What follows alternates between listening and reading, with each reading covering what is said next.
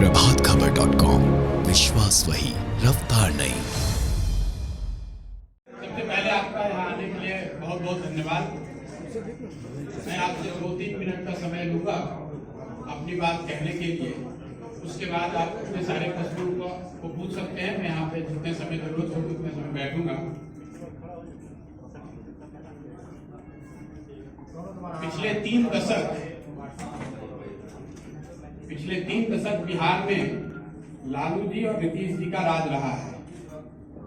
पहले 15 साल लालू जी और फिर अभी 14-15 साल से नीतीश जी बिहार के मुख्यमंत्री हैं। लालू जी और उनके समर्थकों का ऐसा मानना है कि पहले 15 साल जिस समय उनका राज रहा, उस समय सामाजिक न्याय की बात हुई। जो समाज में आर्थिक या सामाजिक रूप से पिछड़े लोग थे, उनको उनकी सरकार ने आवाज दी। उसके बाद के 15 साल 2004 के बाद से जब नीतीश जी मुख्यमंत्री हैं, उनके और उनके समर्थकों का ऐसा मानना है कि उन्होंने आर्थिक विकास और दूसरे सामाजिक पहलुओं पर ध्यान दिया है और बिहार का विकास किया है। दोनों ही बातों में कुछ सच्चाई तो जरूर है। अगर आप इसको ऑब्जेक्टिवली देखेंगे तो जो लालू जी के रिजीम में हुआ या अभी जो नीतीश जी के रिजीम में हो रहा है, उसमें कुछ सच्चाई जरूर है और जो वो दावा कर रहे हैं। लेकिन जितना उनके दावों में सच्चाई है, उतना इस बात में भी सच्चाई है कि बिहार आज 30 वर्ष के लालू जी और नीतीश जी के राज के बाद देश का सबसे पिछड़ा और देश का सबसे गरीब राज्य है। इस सच्चाई को कोई झुठला नहीं सकता है। विकास के ज्यादातर मानकों पर बिहार आज भी देश के सभी राज्यों में सबसे निचले पायदान पर है। इसलिए अगर आगे के 10-15 वर्ष के रास्ते को आप देखेंगे तो ये तो तय है कि जिस रास्ते से आप आए हैं पिछले 10-15 सालों में, वो रास्ता आपको वहां पर नहीं पहुंचा सकता है। आने वाले 10-15 वर्ष और अगर उन वर्षों में बिहार को अग्रणी राज्यों की श्रेणी में आना है, तो जिस रास्ते पर ये राज्य पिछले 10 साल, 15 साल या 20 साल से चल रहा है, उन रास्तों पर चलकर हम वहां नहीं पहुंच सकते। स्वाभाविक है कि उसके लिए एक नई सोच और नए प्रयास की जरूरत है। अब ये विवाद और बहस का मुद्दा हो सकता है कि ये सोच और प्रयास करने की सारी क्षमता किसी एक व्यक्ति विशेष के पास है। मैं ऐसा समझता हूं कि बिहार के लोग जब तक सब मिलकर एक साथ इस नई सोच और नए प्रयास के पीछे अपनी ताकत नहीं लगाएंगे, तब तक बिहार की दशा और दुर्दशा सही नहीं हो सकती है।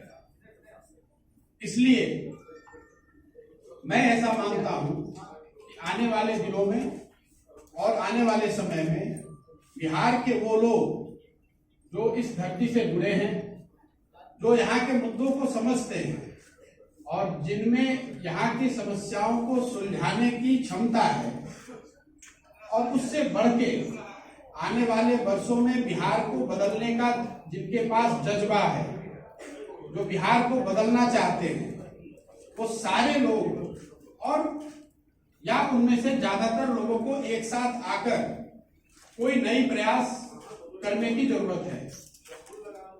इस संदर्भ में मेरी जो सोच है और जो मेरी भूमिका है, उसके बारे में मैं 2 बात आज बताने वाला हूं।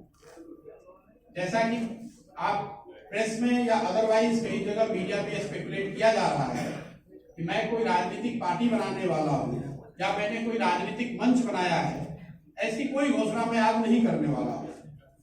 मेरी कोशिश ये है और मेरी भूमिका आने वाले दिनों में ये होगी कि ये जो लोग जिनको मैं कह रहा हूं, जो यहाँ के सामाजिक और राजनीतिक जीवन से जुड़े हुए हैं और जो यहाँ की मिट्टी को, यहाँ के मुद्दों को, यहाँ के समस्याओं को समझते हैं, उनमें से एक बड़ा तबका उनसे मिलना, उनसे समझना और उनको एक साथ एक प्लेटफॉर्म पर लाकर खड़ा करना।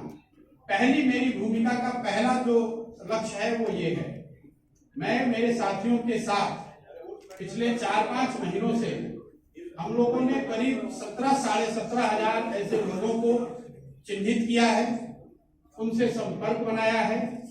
आने वाले 3-4 महीनों में मैं व्यक्तिगत रूप से इनमें से ज्यादातर लोगों से मिलने वाला हूं, उनसे बात करने वाला हूं और जो जन सुराज की सोच है, गुड गवर्नेंस की जो सोच है और आगे उसको बिहार में उतारने के लिए, बिहार में उस चीज को, उस अवधारणा को जमीन पर लाने के लिए जो करने की जरूरत है, इस संबंध में उनसे मिलकर उनसे बात करने वाला हूं। इस संदर्भ में मैंने पिछले 3 दिनों में कोई 150 लोगों से मेरी मुलाकात हुई। सैंपल के तौर पे जो 17,500-18,000 लोग हम लोग के साथ जुड़े हुए हैं, उसमें समाज के अलग अलग वर्गों के लोग, अलग अलग पृष्ठभूमि के लोग, राजनीतिक और गैर राजनीतिक दोनों। और मेरा अनुभव पिछले 3 दिन का ये रहा है कि करीब 90% लोग इस बात से पूरी तरह इत्तेफाक रखते हैं कि बिहार में एक सामूहिक नए सोच और नए प्रयास की जरूरत है। तो मेरी पहली घोषणा ये है कि अगले 3 से 4 महीनों के अंदर इन 17,500-18,000 लोगों के साथ संवाद स्थापित करना, उनसे समझना, उनसे जन सुराज की परिकल्पना के बारे में चर्चा करना और अगर उनकी सहमति हो तो उनको इसका भागीदार बनाना, ये पहला लक्ष्य है।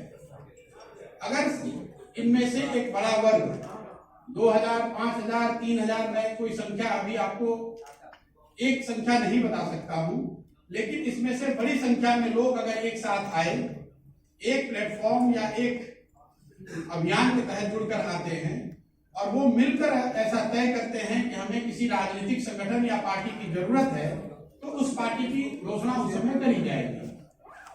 अगर वो पार्टी बनती भी है तो वो पार्टी प्रशांत किशोर की पार्टी होगी, ऐसी बात नहीं है।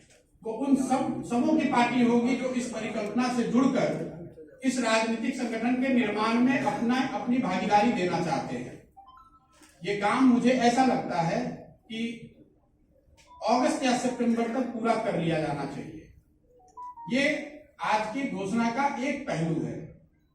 दूसरा पहलू जो है, जो ज्यादा महत्वपूर्ण है, वो बिहार के लोगों तक पहुंचना, बिहार के गांव, शहर, गली, मोहल्ले तक पहुंचना, लोगों को जन सुराज की परिकल्पना, इस सोच के बारे में बताना, उनसे उनका व्यू पॉइंट लेना, उनकी समस्याओं और उनके आगे के भविष्य के बारे में जो उनकी अपेक्षा, आशा, आकांक्षाएं हैं, उनको समझने का प्रयास करना।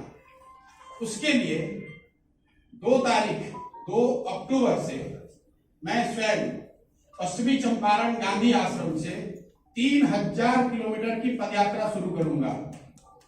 लेकिन मोटे तौर पर 8 महीने से 1 साल के बीच में 3,000 की व्यक्तिगत पदयात्रा मैं खुद करूंगा।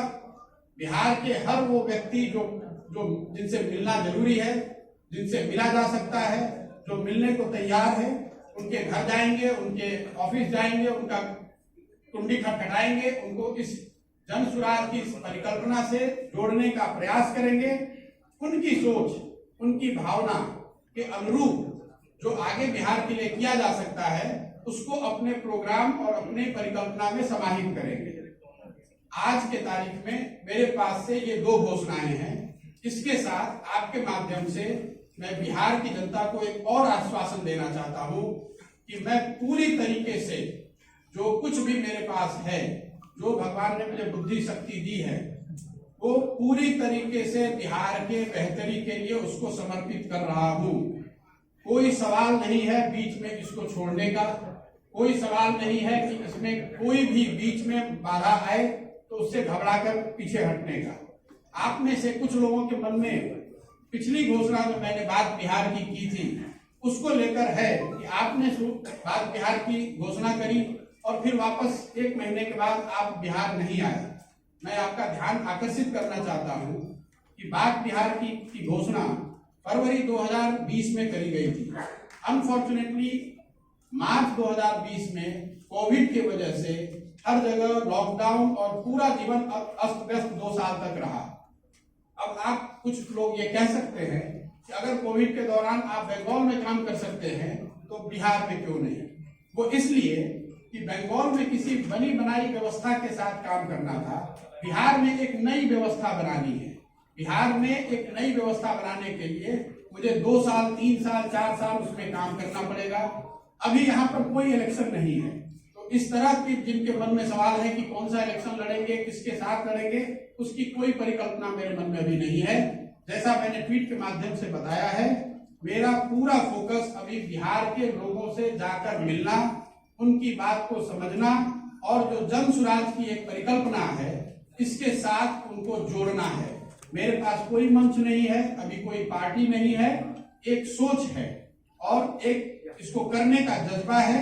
जो लोग भी इससे जुड़ना चाहते हैं उसका स्वागत है। मैं अपनी ओर से पूरी तरह से अपने आप को समर्पित कर रहा हूं। बाकी आप जो सवाल आप करना चाहें वो कर सकते हैं। धन्यवाद। प्रभातखबर.com, विश्वास वही, रफ्तार नहीं।